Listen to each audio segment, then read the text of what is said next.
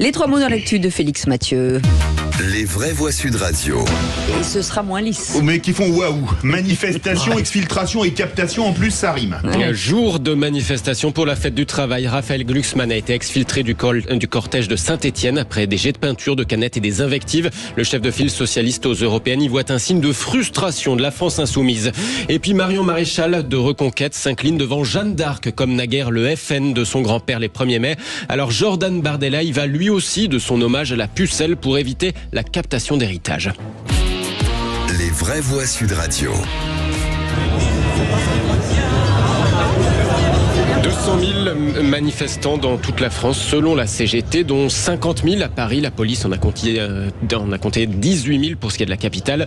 Pour les salaires, pour la paix, contre l'extrême droite, les mots d'ordre de ce cortège du 1er mai étaient un peu disparates, plus que l'an dernier en tout cas en pleine réforme des retraites. Dans le cortège parisien, la secrétaire générale de la CGT, Sophie Binet, a ouvertement évoqué les échéances politiques à venir, les élections européennes de juin prochain. Il faut faire barrage à l'extrême droite et à ces idées racistes, xénophobes, réactionnaires qui menacent nos démocraties aujourd'hui en Europe. Donc pour résumer, notre mot d'ordre, c'est ni l'Europe des actionnaires, ni l'Europe des réactionnaires. Il faut voter le 9 juin prochain pour gagner une Europe des travailleuses et des travailleurs et faire en sorte que nos aspirations soient enfin prises en compte. Sophie Binet de la CGT avec Aurore Mésange et Greg Ozan de l'agence France Presse. Des tensions ont éclaté en tête de cortège avec une camionnette incendiée, des devantures et des commerces, des abribus aussi dégradés. La police a interpellé une vingtaine de personnes. Philippe Bilger, cette manifestation... Ça m'étonne pas. On ne parvient même pas à avoir une manifestation sans enjeu fondamental, sans violence. C'est extravagant. La France, Glucksmann disait... Il n'y a pas des démocrates, mais partout il n'y en a pas. Il faut savoir qu'il y a aujourd'hui dans les cortèges en France et en Navarre, je pense à Pau, des travailleurs du privé et du public qui sont allés au 1er mai sans violence, avec leurs revendications, avec les sujets qui les préoccupent concernant leur lien au travail. Et que de tout cela, médiatiquement, il n'en sera donc absolument pas question.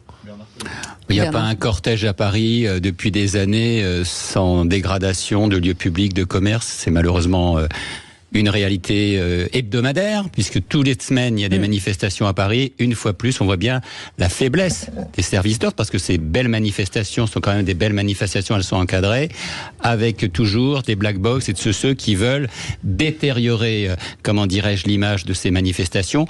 Mais là, c'est le problème des organisateurs. Non. Quoi, non ? Les services d'ordre des organisations... Non, si. Pourquoi ? Non, mais je parle de l'heure. Les services d'ordre des organisations syndicales ont pour mission de sécuriser les gens qui viennent manifester. Ils ne peuvent pas remplacer la police régalienne qui, eux, devraient empêcher les black blocs ou les violents de se mettre en place et de se greffer au cortège. Les militants du service d'ordre ne sont pas formés pour faire face aux black blocs. Oui, réponse rapide. Non, mais la police, on peut pas toujours dire que la police doit tout faire compte tenu des limites qui sont les siennes au niveau des interpellations aussi. Très bien. Allez. Un débat. Vous avez vu, c'est tenu, un débat tenu. Allez, deuxième mot, l'exfiltration de Raphaël Glucksmann du cortège de Saint-Étienne. On vous entend, messieurs.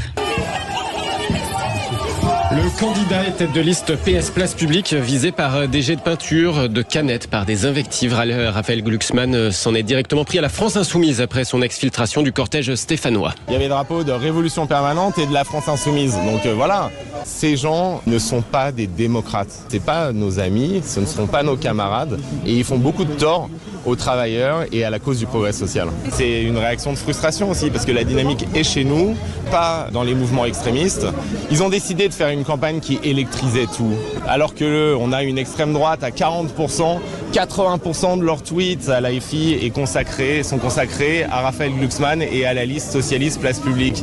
Ils ont choisi leur adversaire. Nous, notre adversaire, ça reste Jordan Bardella. Nous, notre adversaire, ça reste la montée de l'extrême droite. Raphaël Glucksmann au micro AFP de Marine Lesprit. l'esprit est décidément ambiance à gauche. Ce matin, c'est le chef de file communiste aux européennes, Léon Desfontaines, qui disait chez Jean-Jacques Bourdin tout le mal qu'il pense de la France insoumise en ce moment. Sur la question palestinienne. La France insoumise méprise aujourd'hui la revendication des peuples palestiniens lorsqu'elle entretient une confusion sur la solution à 2 États.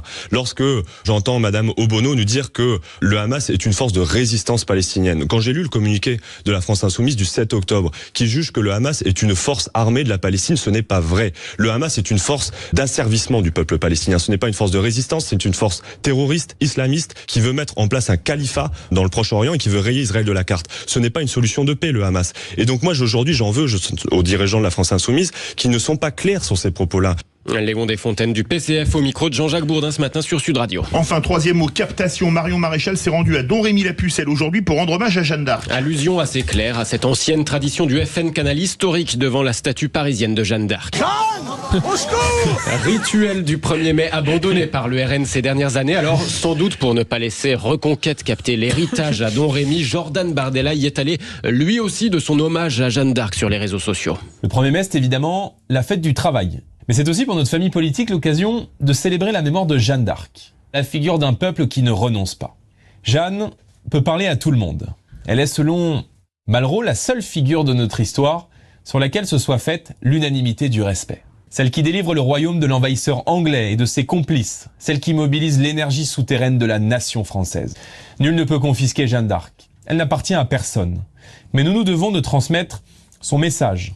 Le président du RN est tête de liste aux élections européennes. Jordan Bardella, plus de défilé du 1er mai pour le RN donc, mais il présentait aujourd'hui ses 34 colistiers à Perpignan, la ville de Louis Alliot. Merci beaucoup.